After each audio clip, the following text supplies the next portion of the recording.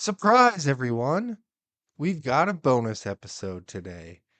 I wasn't planning on dropping anything, but sometimes you get a conversation that just feels too good to sit on. I had the chance to talk with Chuck Bigler from Puempel's Old Tavern in New Glarus, Wisconsin. A place with history, character, and a whole lot of heart. Chuck's got stories, he's got perspective, and honesty. This one just felt right to share today. So here it is. Please enjoy. All right, everyone, we are live with Stream of Consciousness with Dan. And today I'm talking with Chuck Bigler, the owner of Pimple's Old Tavern in New Glarus, Wisconsin, a place that's been part of my life for basically as long as I can remember. My aunt and uncle lived in New Glarus when I was growing up, and Pimple's was always a part of our visits, and it's still part of my life today. In fact, it was the very first true Wisconsin tavern my wife ever experienced, and now we make it a point to stop there every time we're in town.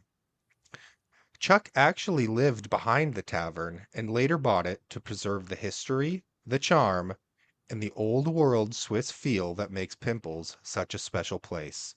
Chuck, how are you doing today? I'm doing just fine. Well, as I told you online, the only thing that could make this better is if we had an ice cold spotted cow in our hands, but we can only do so much, right? Right.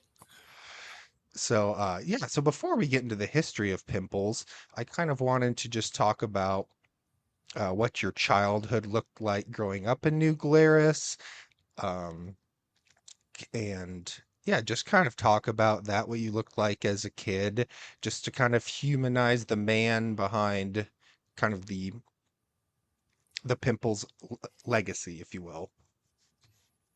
Okay.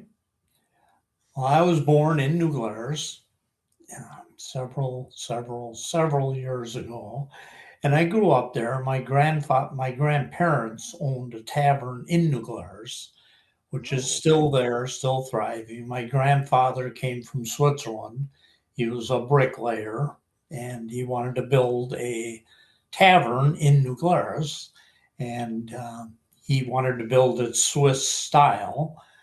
And the locals told him that he needed to build it American style, but he insisted and he built it as a Swiss style tavern, which is now the Art House, which is located downtown New Glarus.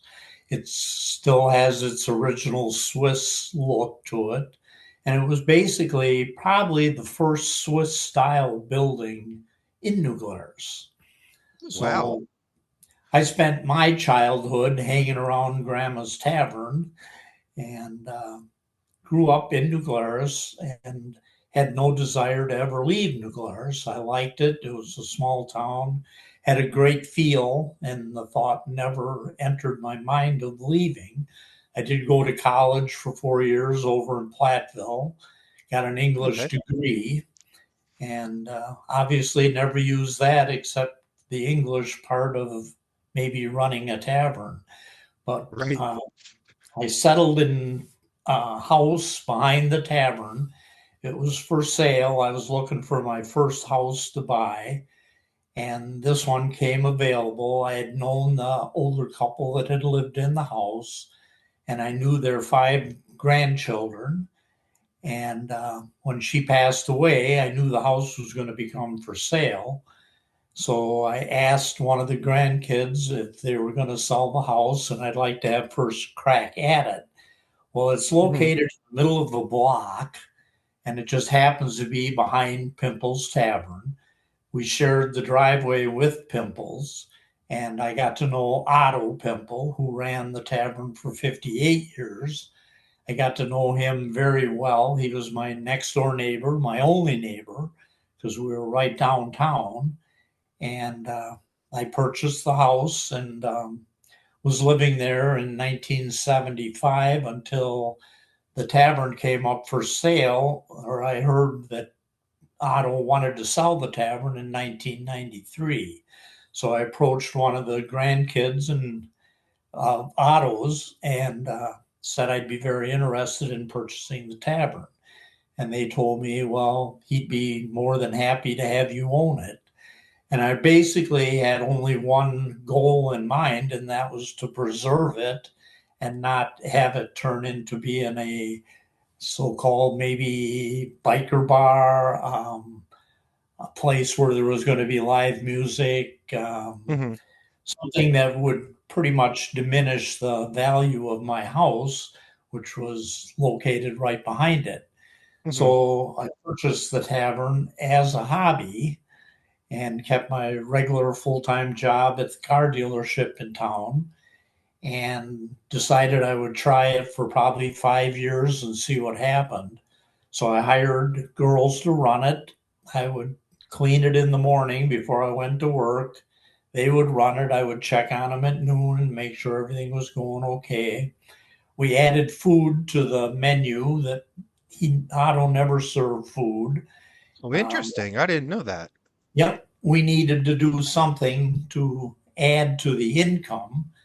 So we couldn't put in a grill or a deep fryer because it's got the 100-year-old murals on the wall. Right.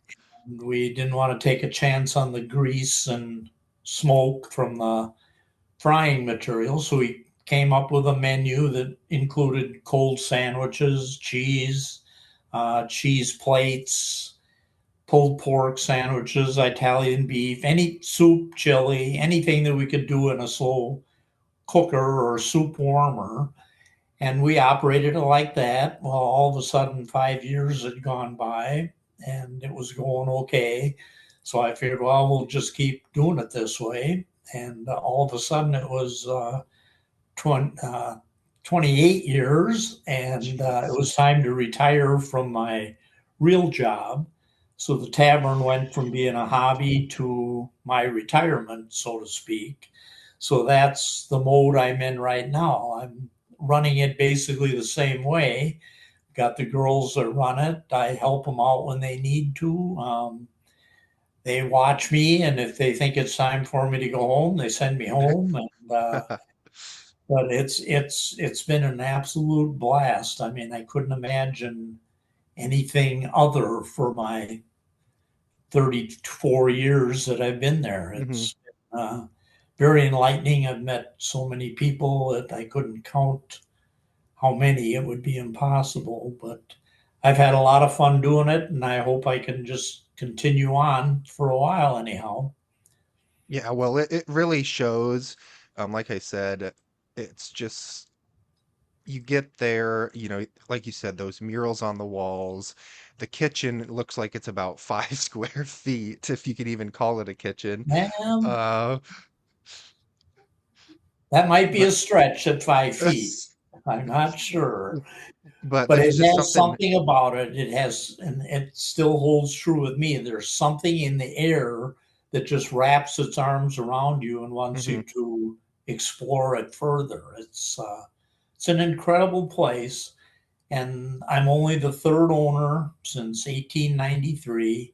The first non-pimple to have it. Joe and Bertha built it in 1893. They ran it until 1935. Otto was actually their stepson. He was born above the bakery. His parents passed away of the Spanish flu when he was 3 years old. And they adopted him, moved him in downstairs or upstairs, and he ran it for 58 years until I purchased it in 1993. Yeah, we'll get into that history in a second, in a little more depth, but I always like to ask people from Wisconsin really what being a Wisconsinite means, because we're a very proud state. We produce a lot of uh, just amazing products, but we're not arrogant. We don't, rub it in people's faces. So I just kind of wanted to hear it from you. Yeah, just what being from Wisconsin means like to you, or means to you. That's a tough question. It really is. There's a lot of pride. Um, we pride ourselves on being friendly. Wisconsin draws a lot of tourists. So if you're dealing with a tourist, you have to learn how to treat them right. Hmm. And we're proud of our cheese. We're proud of our packers. We're proud of our brewers. We're proud of the university. It's just a very relaxed place to live. And we're close enough to um, Chicago. We're close enough to um, Iowa. We can get the Twin Cities. We can get out of our comfort zone within an hour or 2 hours of driving, but it's Hmm. always just nice and comfortable to get back. I wish I'd have known that question a week ago. I maybe could have prepared a That's better okay. answer, but there is just something about Wisconsin that makes you want to stay, and uh, it's just unique. Yep, I completely agree, and I actually like that I didn't give you a chance to prepare because I got to hear just an authentic answer from your heart. So don't worry about that at all. No, Okay, you're exactly right though, because as I had mentioned, I took my wife up there several years ago now, and she'd never been there before, and you're right, she didn't want to leave. She's like, can we sell our house and move to Wisconsin right now? And it's also funny. So I grew up in Kansas mainly, and all my family was originally from Wisconsin. That's where I was born. And my parents finally, when they retired, decided to sell their house in Kansas and now live full time in Wisconsin to Broadhead. So it just kind of it's just a testament to, what that state means. And like I said, I only lived in Wisconsin for about 5 years, but I consider myself a Wisconsinite, and I always will. But yeah, just it's I bleed green and gold. I've got cheese running through my blood. I've got New Glarus beer running through my veins. So no, well, that was a good answer. fortunately, you're still in the Midwest. I am, yes, and Midwest Nice is truly a real thing. Um, and whoever you're hiring at Pimples, they've always just been so gracious, so nice, and they just make you feel right at home. So, That's good to hear. and before we get into the history, I have to ask, when you do the thing with the coin and the tack and the dollar bill, where did that come from? That idea originated in Monroe in a bar called Bumgardner's. It's a very similar to Pimples, except it's in the bigger city, so it operates a little bit bigger. But what they do is they started throwing dollar bills on the ceiling. And one of my bartenders worked there, so she asked if she could do it at Pimples. So we put a thumbtack through a dollar bill, fold it around a 50-cent piece, and underhand throw it up on the ceiling and hope the 50-cent piece pushes the tack into the 100-year-old wood. And we started that. We used to throw them all, and that's what Bumgardner's does. The bartenders throw them. But with a limited staff and your number one goal in bartending is to serve drinks, not throw dollars around. So Yeah. we started letting the customers throw the dollars themselves. So we'd furnish the 50-cent piece and the thumbtack and fold it up for them, and they would throw it on the ceiling. Eventually, the ceiling got too full, and you would throw a dollar, and two or three might fall down. So we harvested them and donate them to a charity. And then we turn that into an annual event. Every March, we take down half of the ceiling, either the front half or the back half, and we donate them to a different charity. Currently, we're over $32,000 that we've Holy cow. donated to different charities. I used to take them down myself, but I was a fireman in New Glarus for 25 years, so I was friends with most of the firemen, and as a retired fireman, they look out for us retirees. So they realized that I was taking the dollars down, And one year I offered to donate it to them. So they volunteered to come and take it down. And since then, they come back every year in March and they take them down for me, no matter who I'm donating them to. And it takes them about 45 minutes to an hour, and they can clear off $2,000 off the ceiling. They bring in three, four ladders and 12 guys, and they consider it a night of training. And they remove the dollars and we donate them to usually a local charity. We did have done in the past some of your larger charities, but it's more rewarding to give them to a smaller charity Mhm. that has more of a tendency to appreciate it. So every year we'll be harvesting the back half in a couple of weeks here. So we'll choose a charity and donate it, and we'll start all over on that half of the ceiling. But Oh man, it's just something different, unique, and it's amazing how people can get so excited about taking money out of their pocket and throwing it onto somebody else's ceiling and walking out the door. It's we get a lot of fives, we get a lot of tens, 20s. We occasionally will have $100 bill up on the ceiling, and it's just something different that we do. And I don't know if anybody practices it at home before they come. We get some very, very unique shooting going on in there.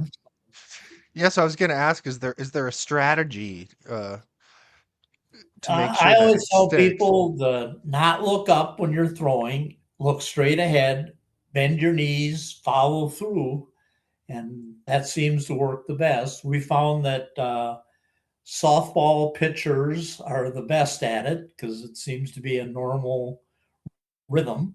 And Yeah, like a normal motion. yeah, Oh man. golfers, not so much. Oh man, I remember as a kid the first time I got one to stick, it was like Christmas morning. I was so excited. Yeah, it's a very rewarding feeling, And yeah, and knowing that all that money is going and it to makes a unique sound. Yeah, we've done many, many worthy charities around New Glarus. yeah, it's such a simple concept and it's fun. It makes you feel good and yeah, you're supporting charity and yeah, that's awesome. That's so cool. It just is absolutely so cool. So yeah, so I do want to shout out the pimples themselves. You touched on the history a little bit, but I've heard some conflicting stories based on my research. But you said there's only been three owners, right? Correct. Okay. And so what was the second owner after the original pimples? That was their stepson Oh, Otto. Otto. Okay, that's right. Yeah. Okay. So and again, you kind of touched on this as well to preserve the legacy because it probably would have been easy to, as you said, turn it into a biker bar or a sports bar or something like that. But that's not what I don't even think New Glarus is about. There's so many cool taverns, like you mentioned, growing up at Ott's, and I mean, there's just so many cool little places that just really preserve authenticity and tradition and just do things the right way. It can be a little simplistic at times, but that's not what it's about. There's just something about going to Pimples. For me, you just grab a table, there's no loud music going on. There might be a TV in the corner with the game on, but it's about conversation, it's about spending time with family and friends over just simple cheese and meat and sandwiches and beer, and it's just beautiful. So could you just touch on that a little bit? Well, the unique um, thing that I had going for me was where nobody else usually does. I bought the business as a hobby, so I did not have to try real hard to generate income out of it. We Mhm. added the food, but hobbies do not usually make money. If you can find me a hunter or a fisherman or a golfer that is actually making money at their hobby, I'd like to meet them because usually a hobby costs money. My hobby was unique in that if I broke even at it and at the end of the year didn't cost me anything out of my pocket to take care of my hobby, I was doing just fine. Mhm. So that made running the tavern easier for me. Where if I was an entrepreneur that bought the tavern to make a living, I'd have been more tempted to probably make changes, put in a stage, video games, jukebox, pool tables, things that would generate income to sustain the business. I didn't have to worry about that because Gotcha. if it broke even, I was happy. Plus, when you look at the situation, I am Swiss, and if I don't have to spend any money, I'm happy. So by keeping it exactly the same as it was when I purchased it, it was the sensible thing to do for me because I didn't have to put any money into it. When I purchased it, it was basically just the way it is, the way you see it Mhm. 35 years later. The back bar was brought in 1912, and it was made by the Brunswick Corporation, and it was purchased by the Puempels. They bought the back bar, the bar itself, and the old ice box that still is being used every day at the end of the bar. And that was a complete set from Brunswick. And according to Otto, his dad paid about $1,000 for the set and had it delivered from either Ohio or Iowa. They had a Brunswick had a factory in both those places. So it was shipped in by rail and installed. We refinished the back bar and the top of the bar about 20 years ago now. And it's all made out of cherry wood. The craftsmanship is incredible. You have to see it to appreciate it, but Mhm. it is you couldn't make it that way now. But a lot of your tavern owners are in it for speed and ease of cleaning.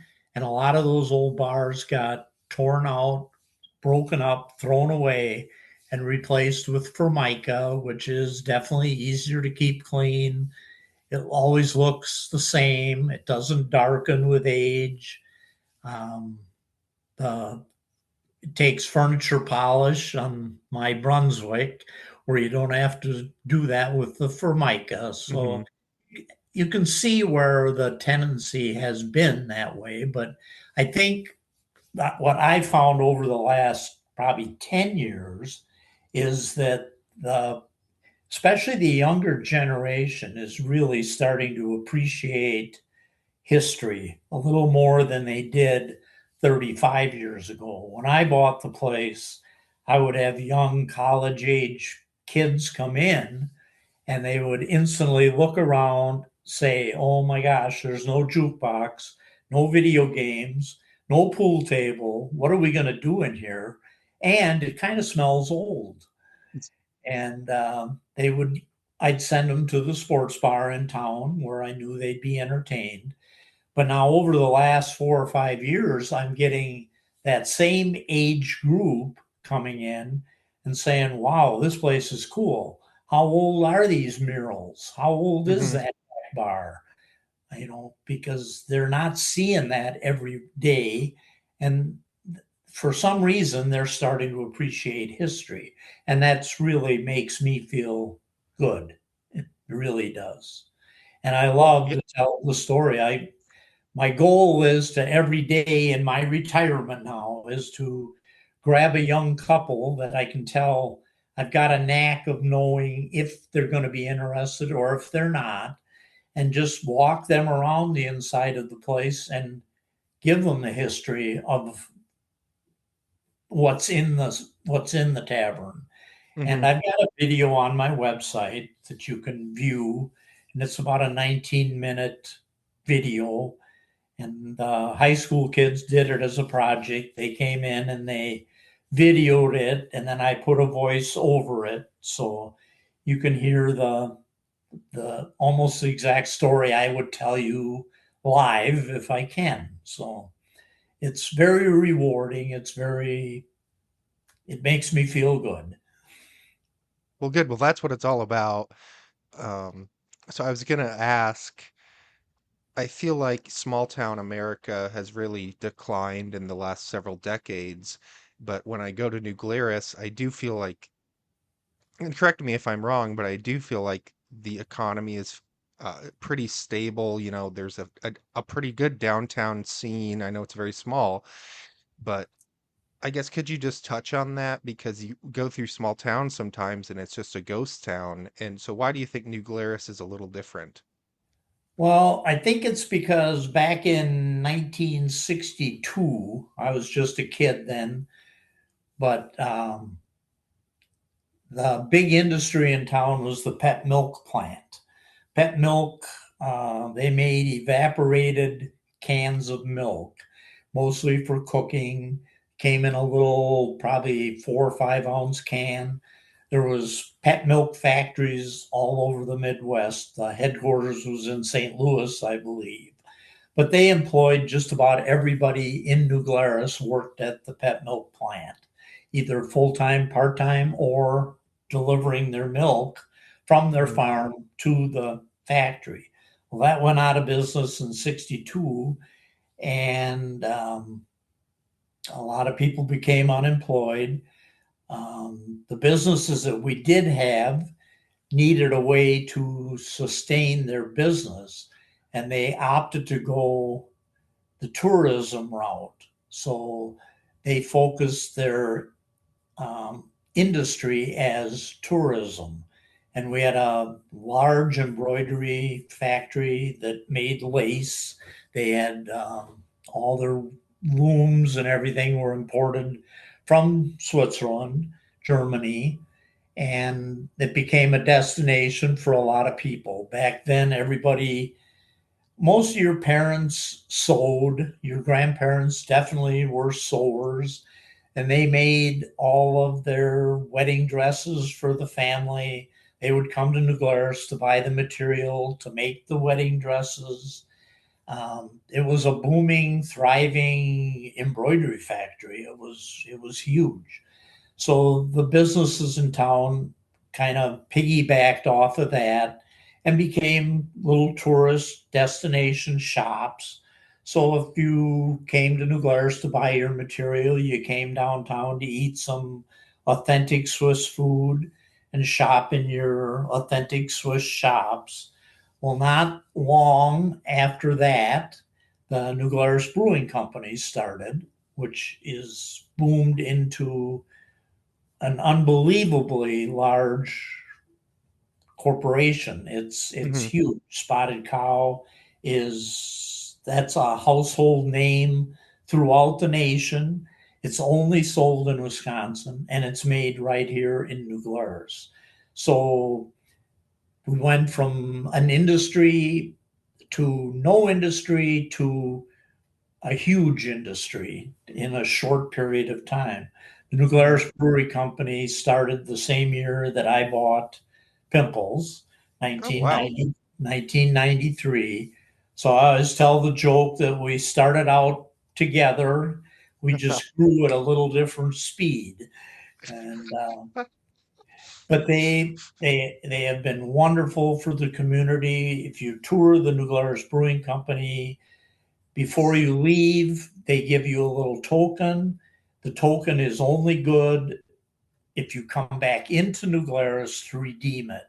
So it's redeemable at any of the 9 taverns in New Glarus. And you tour the brewery. They don't have a restaurant there. They don't have a bar there. They do your sampling. They close at 5 o'clock. They give you the token.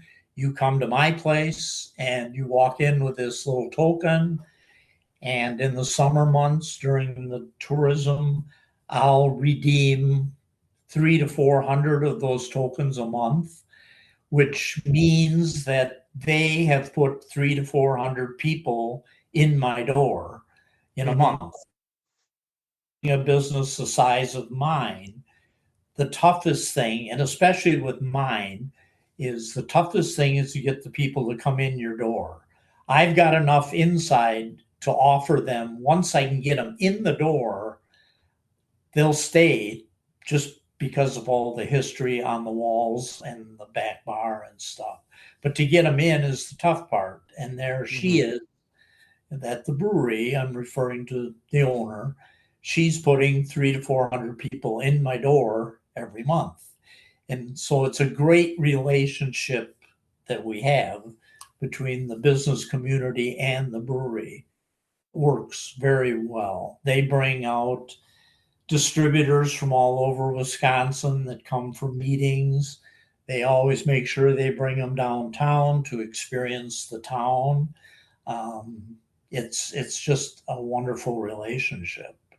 So we have people that come back every year. They're doing a $55 million expansion as we speak. Mm-hmm. That'll be open back up in the spring of 27. So my theory is that anybody, the thousands and thousands of people that have visited the brewery in the last 30 years will want to come back and visit again to see what the $55 million expansion is all about. So it's only destined for success as far as I can see. Yeah, well, So I'm super excited to see the expansion because that brewery is already gorgeous. I mean, it's state of the art, but also like rustic in a way, if that makes sense. yeah, Oh my gosh. So yeah, I'm really excited to see that. So as speaking well kind as of, we oh, oh Chuck. are. So I wanted to talk about your food again because I've touched on it a little bit, but just something as simple as a ham and cheese sandwich on rye, it just tastes so good because I don't know where you're sourcing it from. You don't have to necessarily tell me, but it's like it's just the perfect sandwich, and I don't know why. Is it just the ingredients and where you're getting it from, or I don't know. Like I we just we source all of our food that we serve pretty much locally. I happen to have a classmate from high school that owns a meat market. He has been in business as long as I have. It's his next generation is now taking it over, but that's located right here in New Glarus. That's where we get all of our meats from. We have some unique meat, liverwurst sandwich, which some people will know as Braunschweiger. that's my But dad's favorite. now we call it liverwurst and Limburger cheese. We do all our cheese locally. It's within a 10-mile radius of New Glarus. We have fresh cheese curds. They're not breaded because, again, we don't have a fryer because we want to preserve the murals.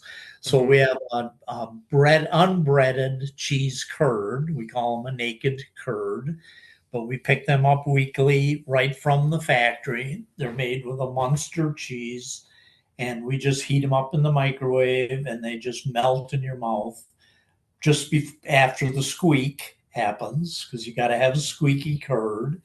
All our cheeses are Swiss brick cheddar, and the famous Limburger comes from the local factories. We choose our bread very carefully so that we make sure it's a good bread that's goes good with the meats. We don't have a fryer again, so we don't have French fries. We do a bag of chips with every sandwich. And I don't know if it's the quality of the sandwich or if it's the atmosphere that you're sitting in when you're eating it.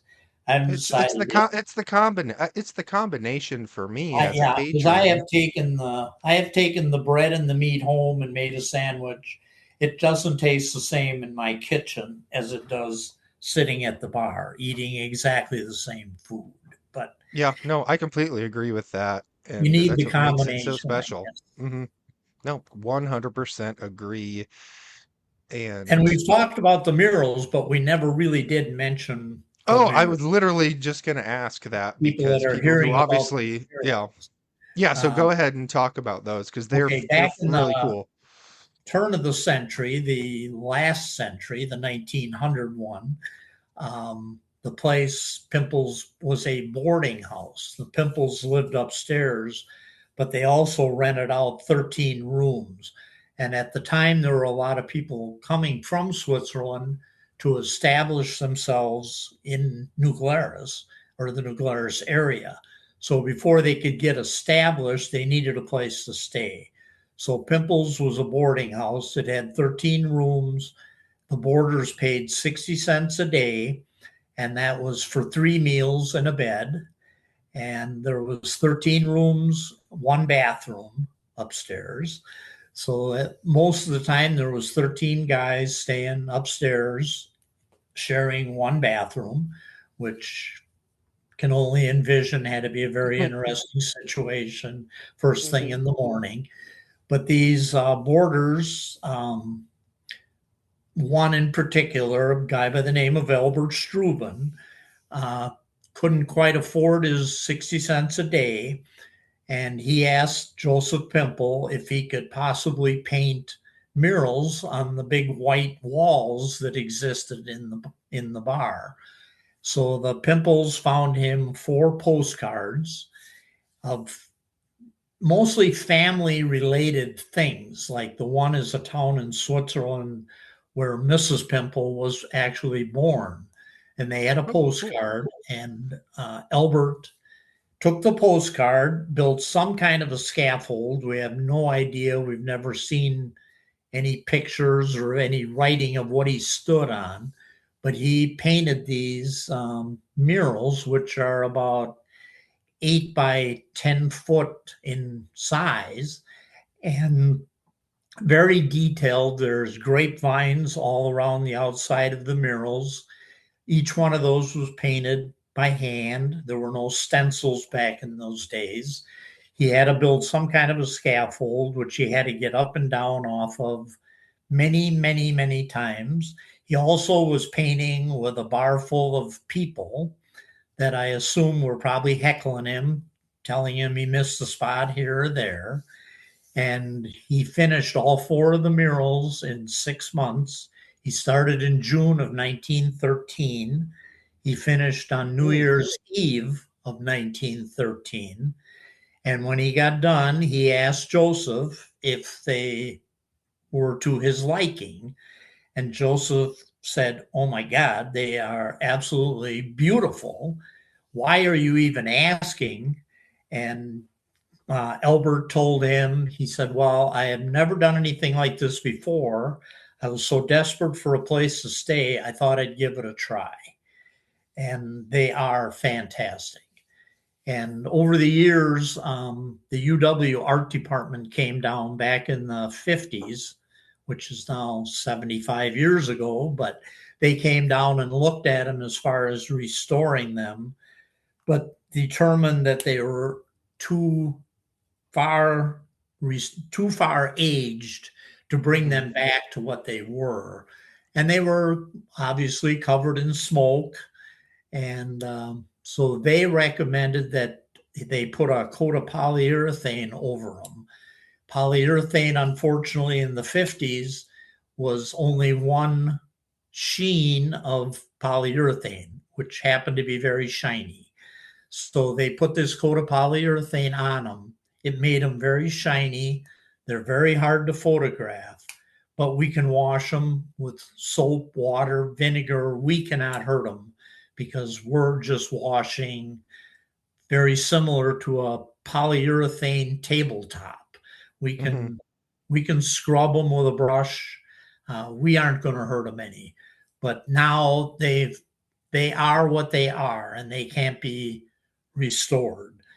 But back to my theory that I mentioned quite a while ago in this podcast. Um, why would I want to restore them? It's going to cost me The last estimate I had was about $30,000 per mural. There Oh, are geez. four. And if I did do that, which I am Swiss, so I'm not going to do that, but if I was to do it, I know that the first 10 people that came in the door, nine of them would say, "Oh my gosh, they're beautiful. What did they look like before you restored them?" I don't have to answer that question. I can just have them look at it and say, "These murals are 115 years old, and this is what they look like." And you can still tell what each one is. I got the advantage that the three of the murals are on an inside wall, so they don't take the temperature change at all. Hmm. They're not near a window, so they never had sunlight. The one mural that is behind the bar, which is a Civil War scene where Wisconsin fought its most famous battle of the Red Bone Church in Mississippi, has taken the biggest beating because it's on an outside wall. The windows used to go all the way to the ceiling. They face the south, so it took the south sun for 100 years. And a steam pipe used to run right through the middle of it. I did move that. I got my Swissness out of me and said, let's get that hot steam pipe away from the painting. So we did move that steam pipe, but that one is deteriorated the most. But at 75 years old, which I am, I'm going to let the next person worry about it because this is how it's going to be for the remainder of my lifetime. So That's fair that's the enough. Well, whole that's history of the murals. just And then in the just back, on the back wall, he painted a clock. He had a little bit of a sense of humor to him. He painted a clock on the wall and did not put any hands on it. And the people asked him, "What's the deal with the clock on the wall with no hands?" So then he said that he should probably finish that. So he painted lettering on the sides in German. And on the one side, it says Dem Glücklichen, which is for the lucky. And on the other side of the clock, he painted Schlag keine Stunde, which is in German translates into English, strikes no hour. So if you read it, it says for the lucky strikes no hour. So hence no hands on the clock then made sense. So and that's still there too, and that's 120 years old. So it still doesn't tell any time. that is an incredible story, actually. Yeah, it I, is. I enjoy I telling it now, yet even 30 years later. and again, that just goes back to what we've been talking about. That's what makes Pimples so special. You can't go to a bar probably anywhere in the country and see an authentic mural like that with that cool German saying, like, yeah, that's really neat. So seriously, everybody, if you get the chance to go to Pimples in New Glarus, you kind of have the story now of why those murals are so important. And yeah, just that was beautifully told, Chuck. And it brings me kind of to a couple, two more questions before I let you go. Just it's a simple one. What do you want people to feel when they leave Pimples for the night or for after their lunch or whatever? What do you want them to feel? Guess the first word that would come to me, my mind is fulfilled, stomach and mind wise, like they have seen something that maybe they haven't seen before. That's Yeah, what I well, feel. yeah, well, I definitely get that. And then my last question, and obviously you bought this place to preserve it, but eventually it will need to move on to somebody else. So I guess, are you maybe anxious when that happens that someone will change it, or I guess just kind of where do you see Pimples going in, the next 5, 10, 20 years? I'm hoping that it does not change at all. I've got a couple of family members, stepsons, nephews, nieces that I'm hoping can continue it. And, if they choose to do something different, I'll have no control over it. Hmm. But I hope to stay there until I cannot stay there anymore. I've got it set up where it almost runs better without me there, except I do have the history down pretty pat. I can tell the stories, but it runs very, very smoothly with staff that I have. And uh,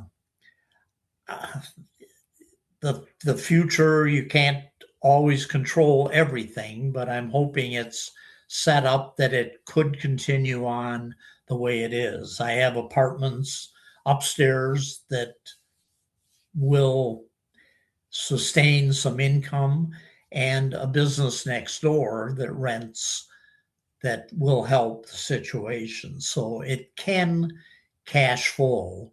So I'm just hoping that whoever gets it appreciates what it is and just continues on. And that's my hope. And my hope is to just stay there for another 24 years because I need to be to equal Otto longevity running the place. He ran it for 58 years. So I'm at 35. And so when I tie him at 58 years, I'll be 99. So my ultimate goal would be to have one huge birthday party when I turn 100 and exceed Otto for his well, God goal, but everybody's got to have a goal. So at the moment, that is mine. So Oh man, I love that. That's really funny. Otto is probably laughing up in heaven right I now. hope so. I hope Oh so. gosh. Well, Chuck, seriously, thank you so much for taking time out of your day to sit down with me and talk everything pimples, sharing your memories, your perspective, and just everything you're doing to keep pimples authentic. It it's really a landmark, not only in New Glarus, but for me, just in the entire state. It really embodies what Wisconsin is all about. So the next time I'm in town, I'm gonna get your phone number. I'm calling you up and we're having a beer together, okay? I hope so. And then I'm going to get you a sweatshirt because that t-shirt can't be, even in Nebraska, I would guess it's not t-shirt weather today. No, So, but I put on a long sleeve under it, so I can oh, okay. warm. But I had to represent. But no, Well, when you come seriously. out, I'll get you a sweatshirt so that you'll be able to dress appropriately year round. Oh, I appreciate that. But seriously, to all my listeners out there, places like Pimples really matter, and the work that Chuck is doing to preserve it, it means a lot to the town, the community, and honestly, just to people like me who grew up with it. So again, thanks so much for being here, Chuck. I wish you nothing but the best, and I might crack open a cold one. It won't be a spotted cow, um, but no, seriously, thanks so much for being here. Thanks for having me.